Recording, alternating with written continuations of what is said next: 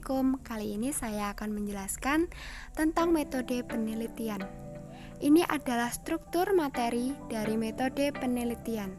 Silahkan menonton. Pertama, apa itu penelitian sosial?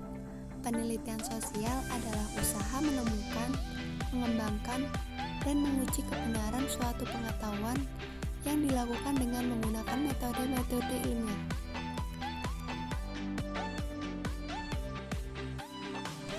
Yang ketiga, proses penalaran dalam penelitian sosial. Proses penalaran dibagi menjadi dua macam, yaitu penalaran deduktif dan penalaran induktif. Apa itu penalaran deduktif?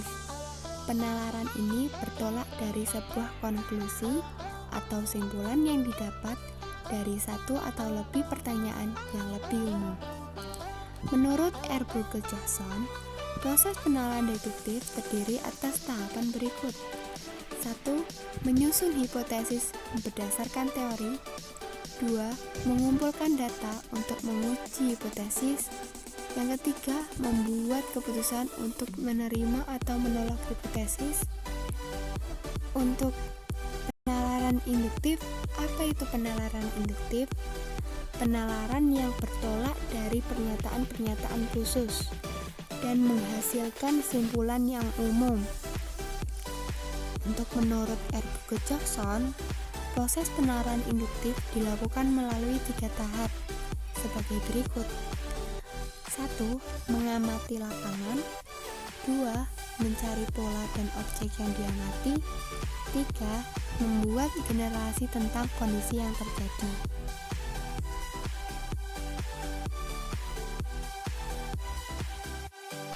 Yang kedua, karakteristik penelitian sosial. Beberapa karakteristik penelitian sosial sebagai berikut. Pertama, bersifat ilmiah. Dilakukan secara rasional berdasarkan ilmu pengetahuan.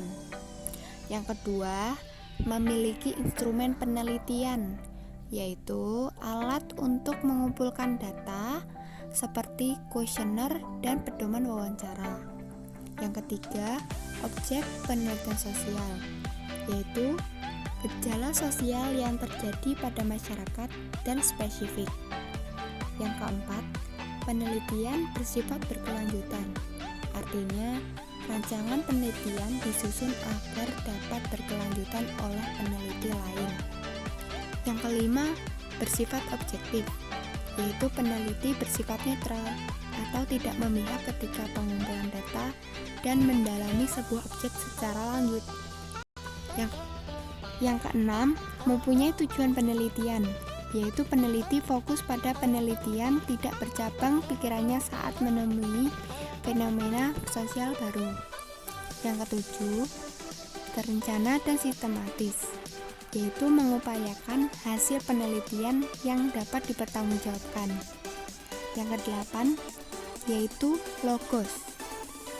Analisis yang dilakukan oleh peneliti dapat dijelaskan secara nalar dan sesuai fakta. Yang kesembilan, kesimpulan, yaitu mampu menjawab pertanyaan penelitian. Yang kesepuluh, manajemen waktu, yaitu mengarahkan peneliti dalam menentukan estimasi waktu.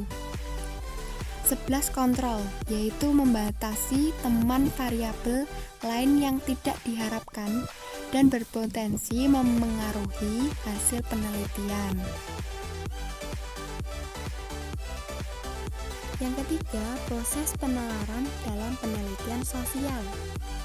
Proses penalaran dibagi menjadi dua macam, yaitu penalaran deduktif dan penalaran induktif. Apa itu penalaran deduktif? Penalaran ini bertolak dari sebuah konklusi atau simpulan yang didapat dari satu atau lebih pertanyaan yang lebih umum. Menurut R. Burger-Jackson, proses penalaran deduktif terdiri atas tahapan berikut. 1. Menyusun hipotesis berdasarkan teori. 2. Mengumpulkan data untuk menguji hipotesis. Yang ketiga, membuat keputusan untuk menerima atau menolak hipotesis. Untuk Penalaran induktif. Apa itu penalaran induktif? Penalaran yang bertolak dari pernyataan-pernyataan khusus dan menghasilkan simpulan yang umum. Untuk menurut R. Bukit Johnson, proses penalaran induktif dilakukan melalui 3 tahap sebagai berikut. 1. Mengamati lapangan. 2. Mencari pola dan objek yang diamati. 3. Membuat generasi tentang kondisi yang terjadi.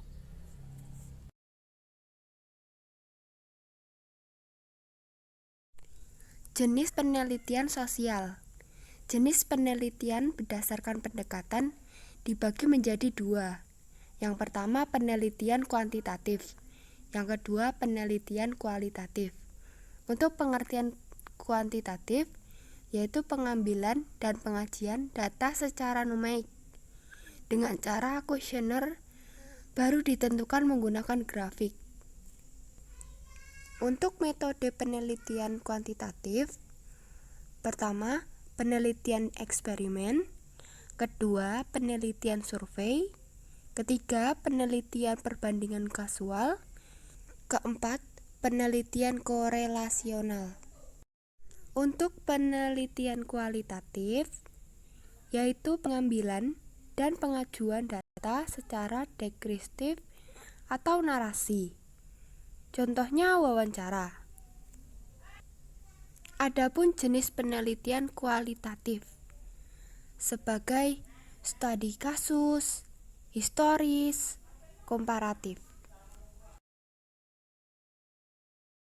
Jenis penelitian berdasarkan tujuan dibedakan menjadi 2. Yang pertama penelitian murni. Apa tujuan dari penelitian murni?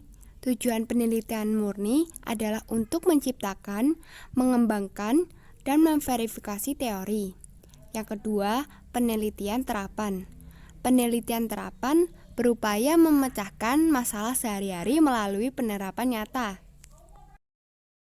Jenis penelitian berdasarkan dimensi waktu dapat dibedakan menjadi 2, yaitu yang pertama cross-sectional research. Apa pengertian tersebut? Cross-sectional research merupakan penelitian yang dilakukan dalam satu waktu dan secara runtut. Yang kedua, longitudinal research. Apa pengertian tersebut?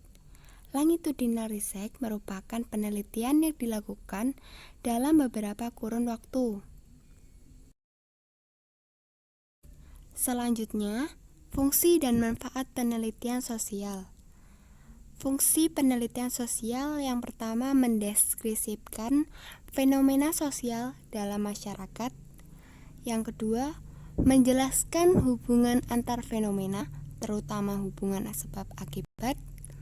Yang ketiga, memprediksi fenomena yang akan terjadi. Yang keempat, menemukan pengetahuan baru dan mengembangkan pengetahuan yang sudah ada. Selanjutnya, manfaat penelitian sosial. Yang pertama, dapat digunakan untuk menemukan kemungkinan terbaik dalam memecahkan permasalahan sosial. Yang kedua, digunakan untuk menganalisis gejala sosial dan dilakukan masyarakat. Yang ketiga, mengetahui ketercapaian dan keberhasilan program kerja. Yang keempat, sebagai sarana memenuhi syarat akademik dan peningkatan karir.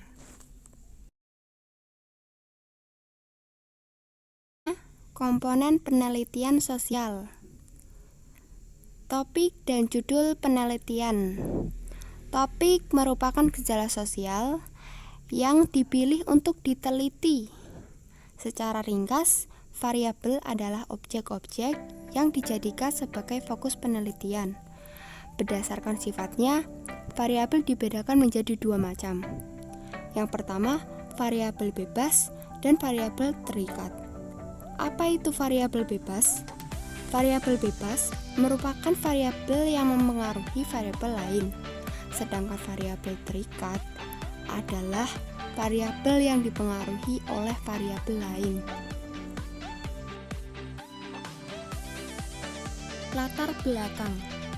Latar belakang memuat penjelasan mengenai perlunya dilakukan penelitian terhadap suatu permasalahan sosial. Penjelasan tersebut berupa argumentasi rasional yang didukung oleh data dan fakta.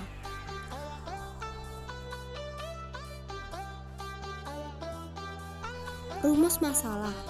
Apa itu rumus masalah? Rumus masalah merupakan pertanyaan penelitian yang diharapkan dapat menjawab tujuan penelitian dalam bentuk yang jelas, memiliki aslian, arti, dan nilai. Rumus masalah dibagi menjadi 3. Yang pertama, deskriptif. Kedua, asosiatif. Yang ketiga, komparatif. Saya akan menjelaskan deskriptif. Deskriptif merupakan rumusan masalah yang bertujuan untuk menjelaskan suatu fenomena yang diteliti. Kedua, asosiatif. Rumusan masalah yang bertujuan menunjukkan hubungan antar variabel. Yang ketiga, komparasif. Rumusan masalah yang bertujuan membandingkan antar variabel.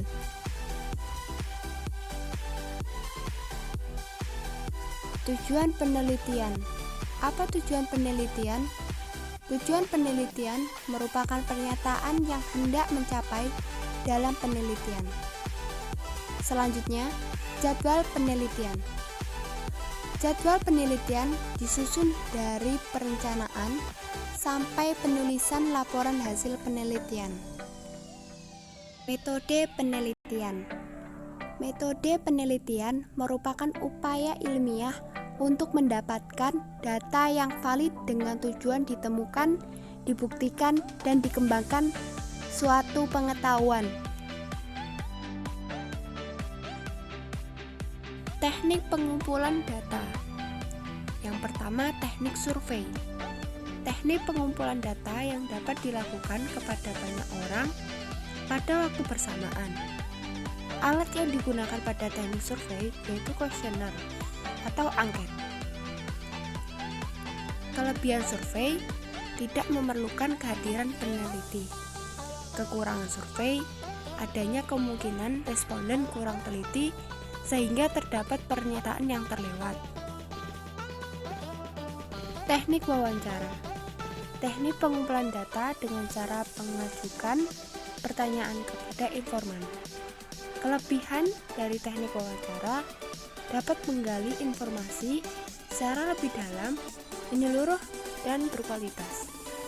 Kekurangan teknik wawancara membutuhkan banyak waktu dan tenaga baik dari sisi peneliti maupun informan. Apa saja jenis wawancara? Jenis wawancara ada 3 macam. Pertama, wawancara terstruktur. Kedua, wawancara bebas. Ketiga, wawancara kombinasi. Untuk wawancara terstruktur dilakukan sesuai pedoman wawancara. Wawancara bebas dilakukan tanpa pedoman wawancara. Wawancara kombinasi berpaduan antara wawancara terstruktur dan wawancara bebas. Observasi atau pengamatan adalah teknik pengumpulan data dengan memperhatikan segala sesuatu yang ada di lapangan. Kelebihan dan kekurangan observasi. Kelebihan dari observasi dapat melihat langsung keadaan di lapangan. Kekurangan observasi, adanya kemungkinan perubahan perilaku atau sikap pada subjek penelitian karena merasa diamati. Apa saja jenis observasi? A. Observasi partisipasi. Dilakukan dengan cara peneliti hadir di tempat penelitian dan ikut bergabung dengan para subjek penelitian. B. Observasi non-partisipasi. Dilakukan tanpa ikut serta dapat kegiatan penelitian. Teknik dokumentasi adalah peneliti dapat memperoleh informasi berupa tempat tinggal, alamat, dan latar belakang pendidikan dari berbagai sumber. Kelebihan: memberikan gambaran berbagai informasi masa lalu yang terekam. Kekurangan: memerlukan usaha lebih besar untuk memastikan dokumen valid dan dapat dipercaya. Sumber dokumen: dokumen resmi dokumen tidak resmi, dokumen primer, dan dokumen sekunder.